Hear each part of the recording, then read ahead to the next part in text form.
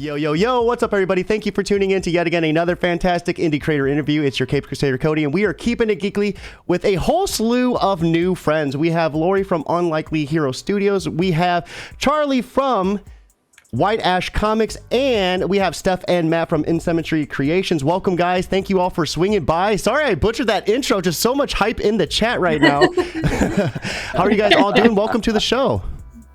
Doing great. Thank you, sir.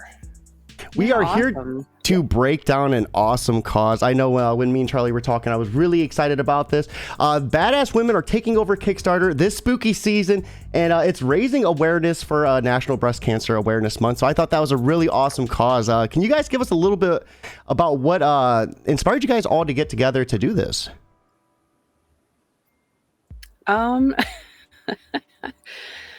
I had a crazy idea that I should get some creators together who had some really cool badass women in their comics and badass women making comics, myself and Steph over here, together to do something that promoted all of us, but also raised awareness for breast cancer and raised awareness for just badass women in comics. So we have 4 different campaigns that are running right now. Let's begin before we start jumping into those with introductions of who you guys are and how you got into comics. So I guess, Lori, let's start with you. Sure. I'm Lori Foster. I own Unlikely Hero Studios. I was an inker and an editor for a while, kind of all over the place for a bunch of people. And I ended up inking a book for Unlikely Heroes, and now I own the company. That's about Charlie? Well, I'm going to make sure that Lori doesn't ink any of my stuff, because then I'm afraid she's going to own my company. But I see that's the career path. But, you know, as things go, maybe that wouldn't be the worst. I'm Charlie Stickney, former publisher of Scout Comics and Kickstarter Zealot. I'm really love independent comics, and I had a long journey both that was going to start with comics and then it ended up in the other aspects of the entertainment industry, and after about 20 years I was really happy to shift back over to where real creativity is happening. So I'm excited to be part of this community. Oh, that is awesome. And Steph, Matt, what about you guys?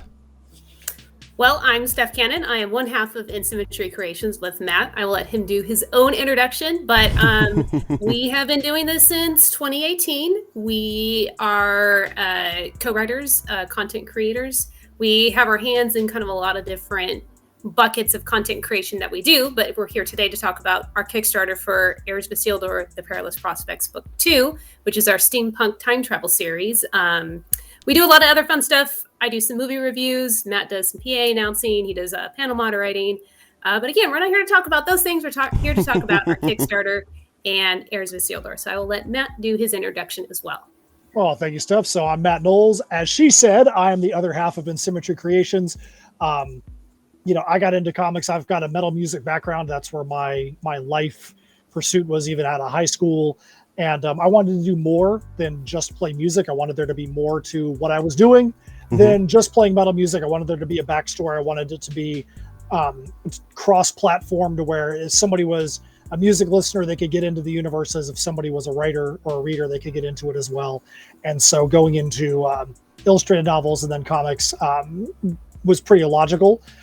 When Steph and I got together and formed Menagerie Creations, like she said, we started in 2018, but we were both doing this for a little bit before then. So we were both taking things that we had started, and we both felt like we knew what the direction we needed to go. And then we met each other. We're like, wow, there's this whole section over here that I don't really have the knowledge that I need. And the other person had that. And it was a perfect marriage in the comic world to be able to do that. And then we've been doing a lot of stuff since then, as she said. That is so awesome. I always love when you're able to find that like dynamic duo within one another. That's really cool. So let's go ahead after introductions. Let's pull up the campaigns and start going through. And we have a decent amount. We also are going to be going through Skeletal Press. They were not able to make it, but we're going to be sure to go through their campaign as well. So first up is Miss Medusa's Monstrous Menagerie, issue 1 and 2. Mistress in the ring, snake in the grass. She'll do anything to get that cash. Currently at $8,311 of a $5,000 goal. 366 backers with 3 days left to go. Congratulations on killing that. Right here is the link for this as well. So while we scroll through this campaign, will you give us a little bit about what this story is about? Sure, yeah. It's basically a carnival in the 1960s South that's run by mythical creatures. So, and the chaos and drama and comedy that's involved with that scenario. And issue 2 specifically focuses more on the fae and the fairies. So it's very mischievous, and we keep calling it fuck around and find out. So that should give you an idea. I love how you included all these mythical creatures like Medusa in a carnival. What was some of your inspiration for that? I don't think I've ever even seen or heard of anything like that being done. Thank you. The initial inspiration was actually Matt Frank created a piece of art that was just like a Gorgon ringleader. And Paul Hanley saw that piece of art and basically just tokened it and wrote a mountain of lore and interesting stuff, and they just went nuts, and we went from there. I also I really liked how down below the tiers you had them in the shape of tickets. I thought that was really interesting too. Some of the reward tiers, like right here. Yes, admission thank you. tickets. That's credit to Sarah White for that. She's one of my partners in the company, and that was her idea with and even the ticket numbers have the date of the campaign launch and stuff on them. It's there's a lot of detail. Yeah. And then, of course, right here is the cross promo deal. So is this going to be the same cross promo deal across all campaigns, or are they all going to be different? Right. Yeah. It's one deal across all 4. So if you back all 4 campaigns at a physical shipped tier, you get a free metal print, and that's the metal print right there. That is awesome. Of all 4 characters. This is awesome. This is such a gorgeous print too. I'm obsessed with it. And then we'll go through some of the rewards as well. So we have $6 digital edition, $10 regular print. So awesome prices for those. $10 digital catch-up as well. So you get both issue 1 and issue 2. Slideshow edition at $15. I mean, some awesome rewards and tiers too. The holosexual, so are these holographics? Yes, hollow covers, yes. And then the hot nuts those too. I love that, the shirt. Thank you. It wasn't a plan at the beginning, but we have started a trend of having a very inappropriate shirt on every campaign. So we're probably going to continue that, or mildly inappropriate or innuendo, something like that. Yeah. I also like you can actually get this guy as a standee. I think as a later add-on, right? Yes. Yeah, absolutely. The first campaign we did Gina, the Gorgon, and I love that we got pictures back from the people who backed at that tier, just hanging out with their standee or putting her in weird places in their house or wherever it may be. It was awesome. And then once again, for everyone that is watching, right here is the link for this.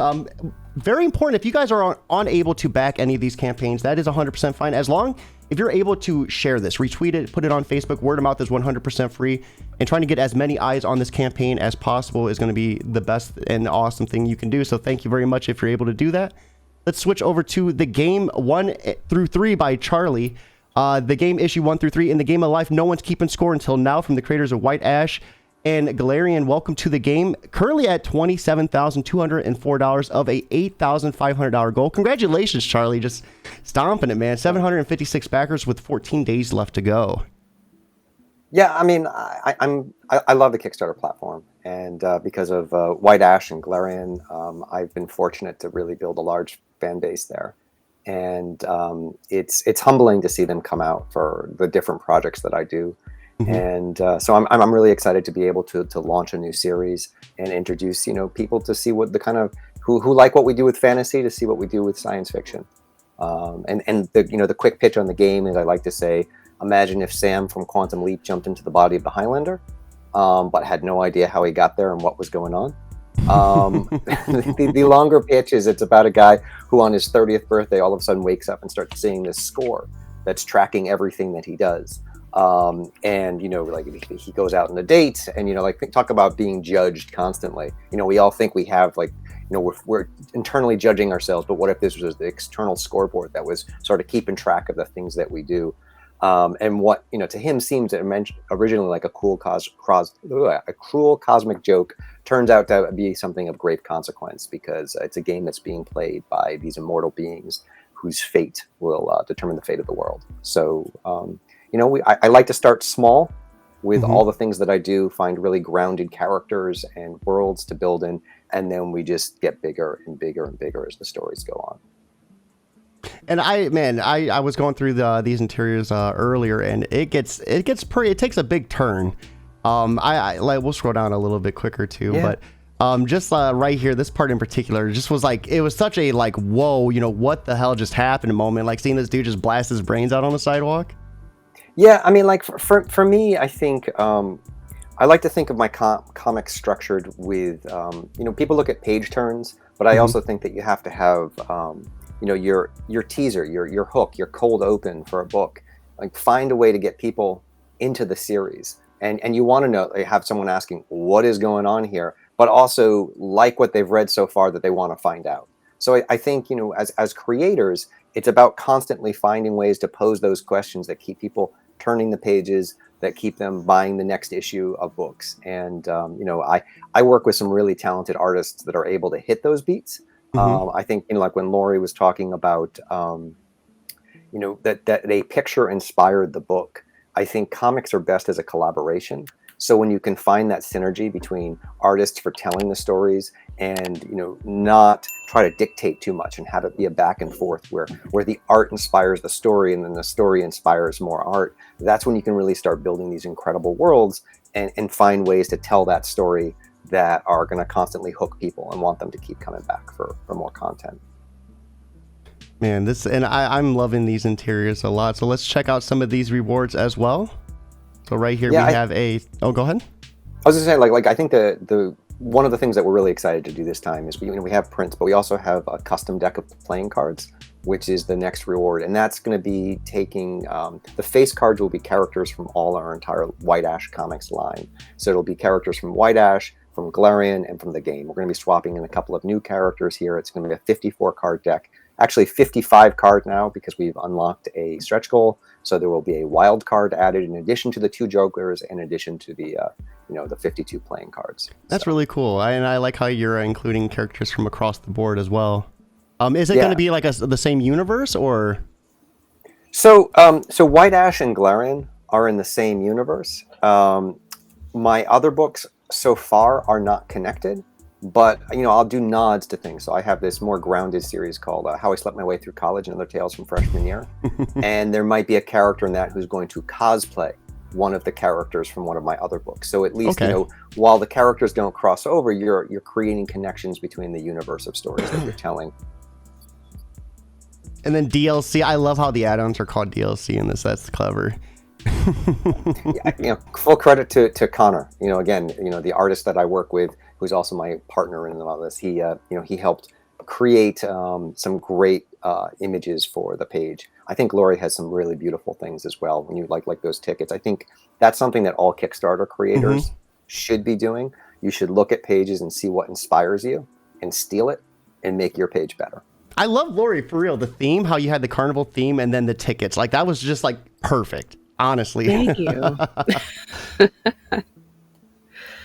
So we have digital issue 2 and 3 at $8. We'll just scroll through some of these tiers. You can get the digital issues 1, 2, and 3 at $12.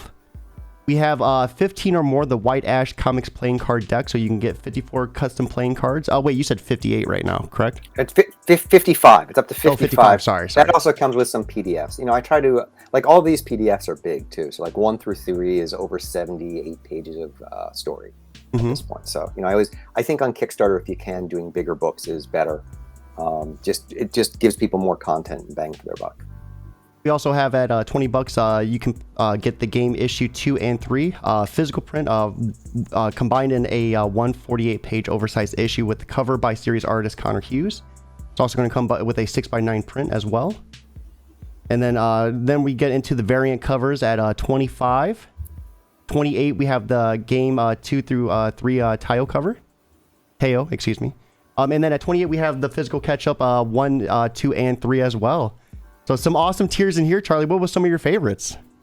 Well, I mean, like, I think for me, my personal favorite for this campaign is just the fact that we're able to offer the deck of playing cards. That's something I'm really excited about doing because, you know, I'm trying to lean into, like, our first campaign for the game, we had custom dice. Now we have some playing cards. I'm going to have to figure out what we're going to do the next time around. But I love, you know, planning your Kickstarter around a theme and, you know, building that world out and creating physical elements from that world or creating thematic rewards. I think Matt and Steph do that really well as well. Yeah, and I think that is... Oh, go ahead. Yeah. So, but I just in general, I think the more thought you put into why you're doing certain rewards and just doing things that are a little bit different than the normal rewards, the more people will appreciate what you're doing with your campaign. No, absolutely. And I was actually going to use that as the segue to check out Matt and Steph's campaign. So let's go ahead and move over here as well. So forgive my pronunciation if I say this wrong. Please feel free to fix it for me. But Heirs of Isildor, did I get that right? Close enough. Heirs of Isildur. So think about a seal walking through a door. Heirs of totally Isildur. Wrong. Oh, and you know what though? As long as you're on the campaign page, you can say the name however you want. That's all. Don't call me late for dinner. That's exactly right. The Perilous Prospects books 1 and 2, apocalyptic sci-fi set in a steampunk world. The catastrophic in Shadow's Haven worsens because of the skies above and the citizens below. Currently at $6,134 of a $3,700 goal with 121 backers and 9 days left to go. Right here is the link for you guys in chat as well. Congratulations, guys. You pretty much almost doubled this campaign. That is awesome. Yeah, thank you very much. So we subscribe to a theory that was kind of taught to us by Charlie back in the day. There's two trains of thought. You can either say, how much money do you want to get in a campaign, or how much do you think you get in the first 2 days? We definitely, we go by the first 2 days kind of theory. So while we're thankful that we have the amount that we do, we definitely want to be able to see it grow and continue to peak as we get towards the end of the campaign. Because as Charlie said, we subscribe to the theory of larger books when it comes to Kickstarter. The first book in this series was 48 pages. This one is 56. I've actually got the different covers that we did for the first issue right here, and you can see here. Let me supersize you real quick. Yeah, you can see they're all perfect bound. So we want to make sure that you can take these things, and even though they're a comic, you can take them and put them on your bookshelf beside your trade paperbacks and beside your graphic novels, and they can still view differently than a comic would. We want to make sure there's a lot of content, because a lot of people think of the 20, 24 page comics as what they're going to go to their LCS and go get every month. We know that Kickstarters are not going to happen for a specific title every month. So we want to make sure that we're giving a lot more meat to the campaign, so that way, if people are having to wait a few months to be able to get to the next book, they feel like they've gotten enough solid meat to be able to sink their teeth into, that they're not going to be like, I just got to where I thought I was into this page. Like Charlie said, got to the hook, and now the book is gone, and I got to wait 6 months to get the next issue. We want to make sure there's a lot of twists and turns and different things going on, so they feel like they've got that meat behind it. I really like that perfect bound too. It's small touches like that, that I think really go a long way. When I first started really getting into indie comics and backing and everything, I was always like pleasantly surprised when I would get my book and it would have, the perfect bound, and I'd put it up on my shelf in alphabetical order. And man, it's just the small touches like that really go a long way. So this issue here, the first story arc for Heirs was the Crossroads Conundrum, and it was steampunk time travel, and it was basically all from the viewpoint of a single character, Michael Isildur, who is the watchmaker and clock repairman in the town of Shadow's Haven. So we basically saw everything from his point of view, and seeing how things started to unfold in very ethereal and supernatural ways in front of him. Spoiler alert, at the end of the Crossroads Conundrum, there's an apocalyptic event that takes place. The Perilous Prospects starts at that apocalyptic event. Michael has been incapacitated, and now we get to see how all these people that had some connection to Michael are having to try and figure out how to navigate this apocalyptic event that is still ongoing. And we get to see the different alliances that form, the different conflicts that are forming from these different people that all had some way, shape, or form of a relationship with this guy. Wow, that is so awesome. I love the whole world building as well, too, how you're incorporating the other issue as well. How many stories do you guys have within this arc or series? So Heirs of Isildur, the first story arc was 11 issues. Started off as an illustrated novel, then turned into a comic. Then we made it the graphic novel. There is Tales from Nocturnia, which is this was also all kickstarted, then turned into the graphic novel or the trade paperback. One of the things about Heirs, we talk about time travel. It's not like you would think of in Back to the Future. Let's get in our time machine and go elsewhere and try to go change time. Michael Isildur and the town of Shadowshaven have their reasons, but they want to make sure time works exactly as it should, literally and figuratively. They want nothing to operate outside of that. Michael accidentally opens up these portals that start bringing people from other eras to him, which also start corrupting the timeline. So the book I just showed you, Tales from Nocturnia, is loosely tied in because one of the characters in the original arc was a king from the kingdom of Nocturnia that got pulled through into this timeline. So in Nocturnia, we got to see what was going on there where they lost their king. They had no idea why that king wasn't there anymore. All they saw him was ride off on his horse. The horse came back without him. And now they're like, was he kidnapped? Did he abscond? Has he betrayed us? Has he left? So that allows us to have a lot of creative freedom to go off and do these other things where we can bring in a medieval story. We can, in issue 1, we brought in a samurai named Kido, and some of our characters find him, on the road as they're going back to where they reside. And Kido was the first character that was brought in, not under the guide of Michael Isildur and not in this abandoned laboratory that he had taken over.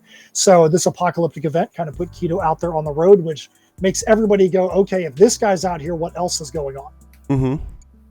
No, I love that. Man, time travel is such a sticky thing too. What do you find the most hardest about keeping like continuity wise? Like, do you have any trouble like doing that or? Well, the one thing that we always try to do, and Steph and I are very intent about this, is that we try not to have that God mode look at time travel, which means, to me, sometimes there's too many times where a character in the real world knows something that is like an infinite knowledge kind of thing. Well, if you do this, then this is what's going to happen, and then this person over here in this timeline is going to do this. We try to take it from the very real, like if the 5 of us had something happen in front of us and it didn't make any sense, but we knew it was supernatural, we wouldn't have any idea why it happened. We would just know that it did happen, and we'd have to say, how are we going to proceed forward and figure out how to exist in this world?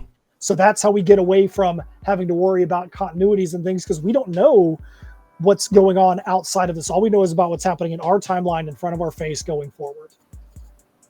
And I am loving the interiors. This artwork is gorgeous. Steph, I'll let you talk about the, I'll let you talk about the art team that we have. So our artist is Alessandro Ventura, and we're really happy with the work that he's done for us in this series. Anybody that takes a look at Crossroads Conundrum can see that we had several different artists that worked for us throughout the issues, but we've had Alessandro on board for a while now, and we couldn't be happier with the way that he's brought these characters to life. And the fun thing is there's some background characters. We told him, this is steampunk. We want it to be fun. These aren't going to be people with normal looking outfits and haircuts necessarily all the time. And he's really capitalized on that. And he's created these crazy characters with these insane mustaches and hairdos. And so we've told him, keep doing that, keep, even if they're just a background character, you're looking at the page, like, what the heck is going on with that guy in the background? So, he's been a lot of fun. And Bruno Hang is our colorist. He is also out of Brazil. In fact, he and Alessandro are practically neighbors. And so that makes it kind of interesting and fun. But yeah, as you see there, we're talking about the creative team. There's Bruno. Awesome. That's our colorist. I really, and looking up here, I really love this too, the collectible colored vinyl. That is so awesome. I don't think I've ever seen a vinyl in a campaign. Well, that's because, as we said earlier, my background is metal music, and a lot of our stuff does tie in. There's 2 different albums, and all the songs have something to do. That could be a character origin story.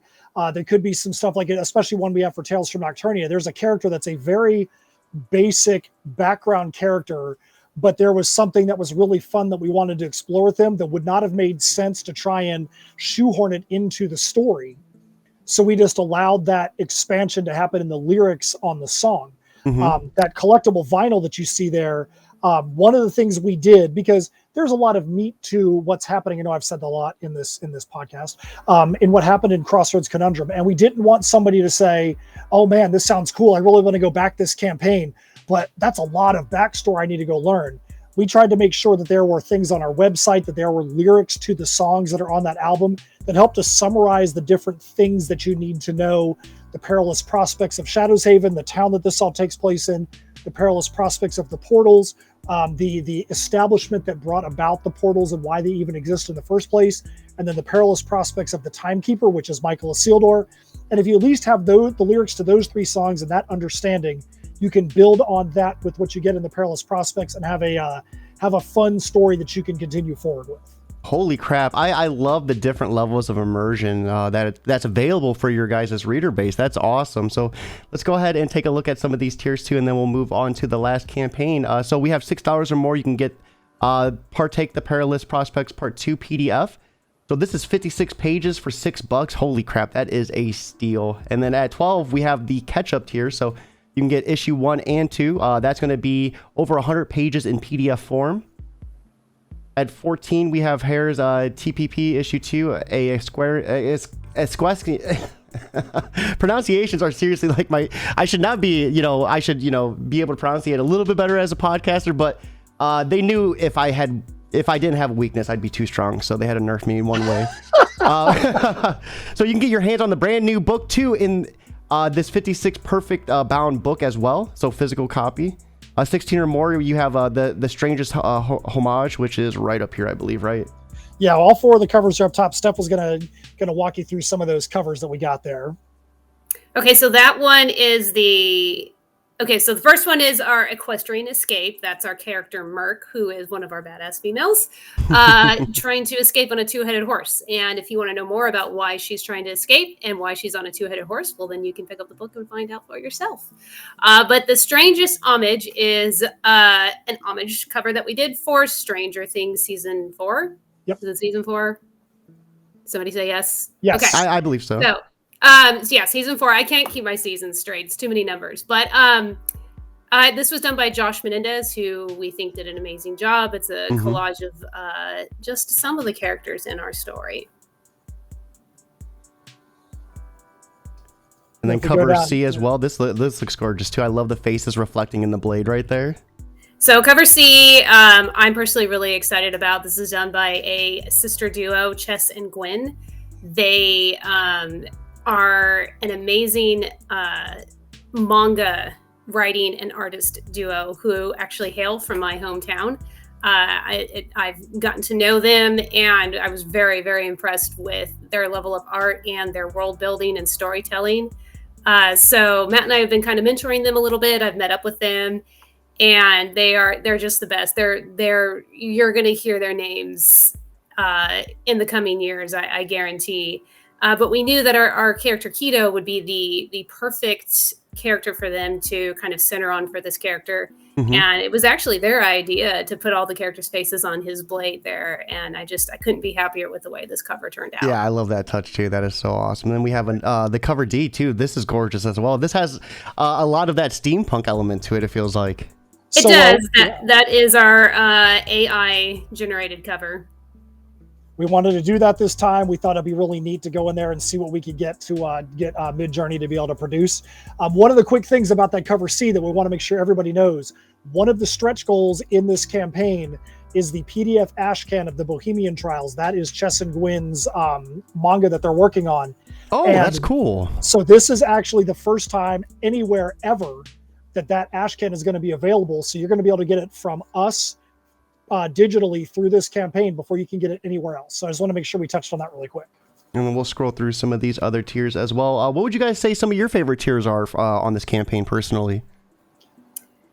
I like the well, we have a lot of tiers, so trying to remember their exact names is a little tough for me. But one of the rewards that we have, we do leather work almost with every single campaign now. We've got our pals at GB Leatherworks. There, Matt is holding up the goggles right there.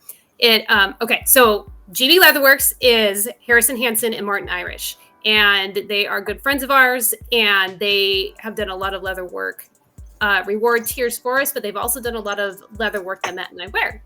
And the goggles are one of the things that I love to wear the best, because if you've ever seen Matt and I at shows, we're always in goggles, and it drives me crazy wearing them all day.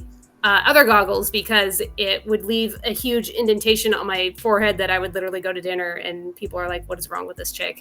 And I would have a headache all day from wearing these things. So the goggles that GB makes for me are the only ones I can wear all day. I literally forget that they're even on my head. So Matt held them up when I was still introducing the guys, but maybe he can hold them up again so we can see what they look like. This is one of the reward tiers here. And it has our little symbol, our 13 o'clock symbol, emblazoned on the side there. You can choose from brown, black, or eccentric craftsman, which is kind of a dealer's choice. It's whatever the crazy guys at GB decide to do. That is really cool too. We were talking earlier about the different levels of immersion. I think it's awesome that you actually have something that they can wear as well.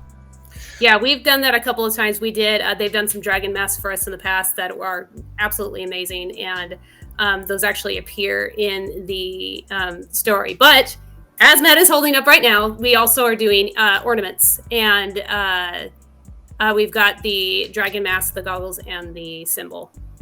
Oh, that is awesome. I love that. I'm always a big fan of things like that too. So let's go ahead.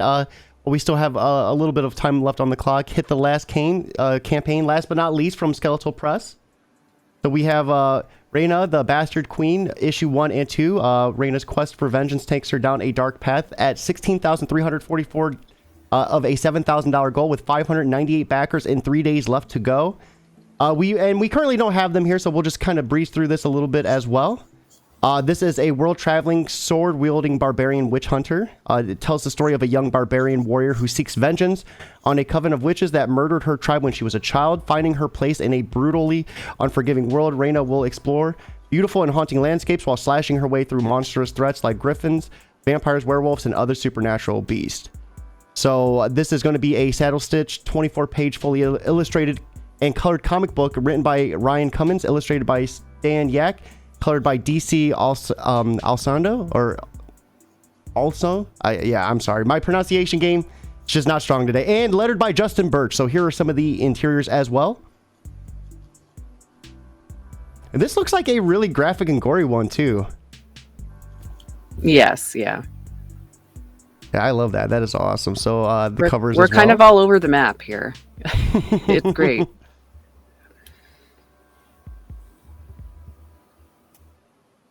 Yeah, these covers and interiors are just gorgeous too. I really love like graphic and gory comics, so this one looks like it's like just filled with it. There's a cosplay cover on that's pretty impressive too. If you scroll down a little bit, Cody.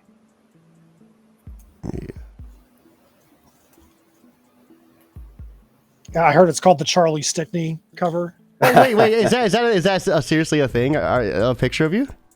And that's not a me. Go scroll up. You just went No, right it's by it. me. It's up Charlie. There's some explaining to do there. The challenge is for Charlie to do one, though. But Charlie, you like, should. I am my cosplay game is so on point. I can look just like Lori when I get going. Shape shifting. No, that is so cool. So we'll scroll up and check out some of these tiers as well. I was gonna lose it if it was Charlie hiding behind a big sword. So we have the digital edition at $5. We have the deluxe digital edition, which is going to include issue 2 digital download and an issue 1 as well, and then some digital pinup pack for $7. We have the Skeletal Press digital bundle as well, so some other issues from the Skeletal Press universe at $10, and then we have the Stan Yak standard covered edition at $10 as well. So some awesome prices on these tiers. Variant covers at $10 too. So a big fan when the variants are, pretty close to the standard cover. And for anyone watching, right here is the link for this campaign as well. So yeah, awesome. This was an awesome time. Thank you guys for all swinging by. So after going through your Kickstarters, let's go ahead and ask you each a certain question I like to ask people after we kind of deep dive their campaigns. What would you like to say to anyone who might be on the fence about backing? Hey, I'll start. Here's the thing.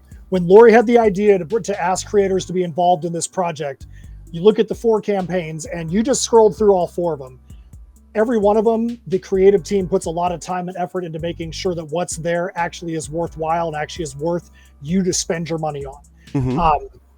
You look at that print that's done of a character from all 4 of our series of the Badass Females. That metal print that's cover sized is only going to be available if you back all 4 of these campaigns. Lori's campaign ends in 3 days. Ryan's ends in 4. Ours ends in 9. Charlie's ends in 16 or 15. So if you don't get your butts up and start backing these campaigns, and if you're a big fan of one of these 4 series, you're going to miss out on a collectible that is not just a 2x3 paper thing. You're talking about a metal exclusive print that's got these 4 campaigns that are probably never going to work together in the same exact order again. It doesn't mean that we're not all going to work together in some way, but you're not going to probably see all 4 of these campaigns in one place at one time as a metal print. So I would say get up there and do that, because all 4 of these stories also you're going to get a good story out of all of them. You're not just going to get something that's got a good cover and there's not, a story inside the issue. Every one of these has got a good story. So you're going to get a good book, a good story, and you're going to get an ultra collectible from backing all 4. That's what I got to say. Handing it over to you guys. You can just be my hype man. That's fine. Like that's. I'll just add in that I think one of the wonderful things about Kickstarter is it's a place that's empowering independent creators to make some of the best content that's out there in comics right now, because you're not, when you're with a publisher, you're working under the confines of, say, it can only be 4 issues. It has to be 20 pages. So that there's all these different things that you have to take into account that creators on Kickstarter can just set out to tell the best stories that they want to tell. They can look to do runs as long as they want to do them, as long as they find the support there. And so if you're going there, you're supporting creators who are making stories that they deeply believe in. But there's also a community. And I think one of the great things about this, these projects is all these people are big supporters of the Kickstarter community. So like Matt said, back them all. But if you don't back them all, back one of these campaigns, because these are all good people. Find the book that, looks good to you and support that person, because that person is a supporter of independent comics and great content. And so I'm really excited to be part of this collective of the creators on Kickstarter, but more specifically the people who are doing this, because they're all really good people who are trying to support independent comics. And I think that is, as the direct market becomes a harder and harder place for independent creators to sell, it's wonderful that we have a supportive community here on Kickstarter and everyone here today. Man, I love that. And on top of that, this is for breast cancer awareness too. So it's for an awesome cause as well.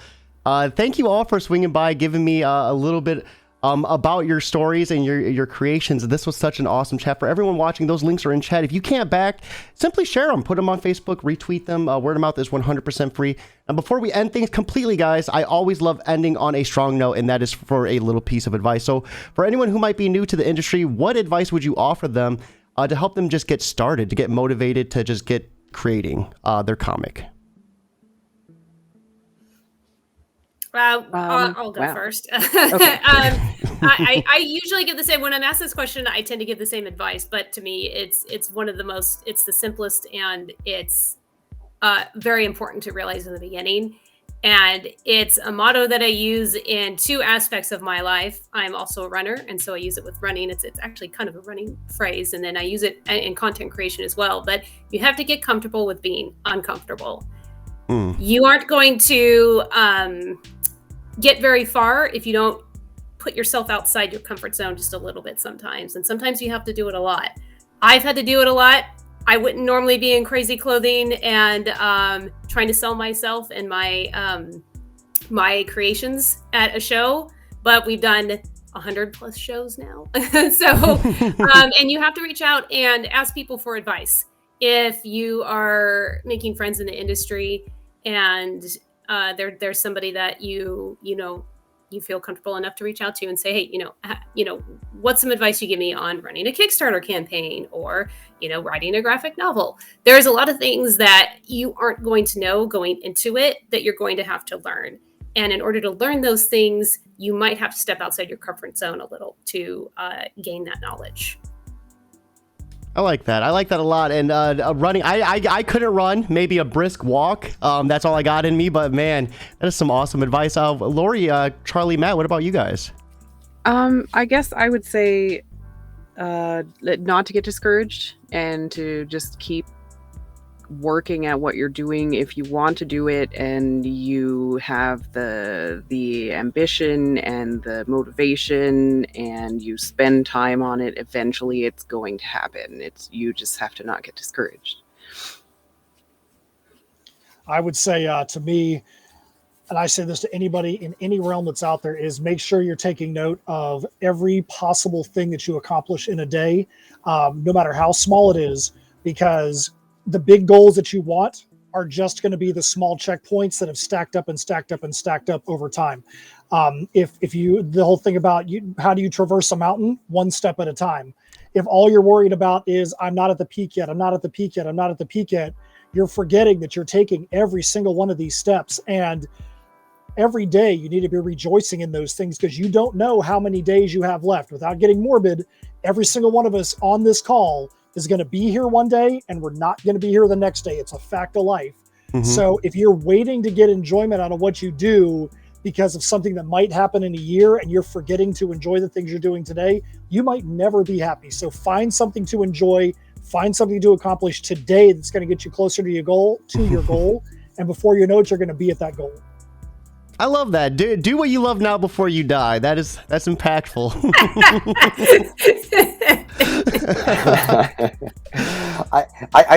I would just sort of add to it. I think, and I know this is really hard for artists and creators. Understand the business of comics. Mm-hmm. Understand how much money you can actually make in the direct market. What kind of numbers books sell there. What kind of return you can expect to be getting on Kickstarter. What kind of deals publishers are offering. Because I think so many creators go in with I have this idea for a book, and they don't think practically about how that's going to play out. And what ends up happening is they either sign a bad deal with a publisher or they overextend themselves one way, and they find they don't have revenue to make that dream happen. And I think that can wash out a lot of people who otherwise might have had a long career in comics because they overextend too quickly, or they just don't understand the economics of comics and what they can expect to make back, and they go into debt. And so it's not a very sexy bit of advice, but I think it's really important. If you want to create long term, understand this is a business on top of everything else, and it's going to cost you money to make comics unless you are an artist who can draw and write and color and do everything yourself. You're still going to have to pay for printing. So understand the economics and the costs. That way you have the ability to create for as long as you want in the right venues.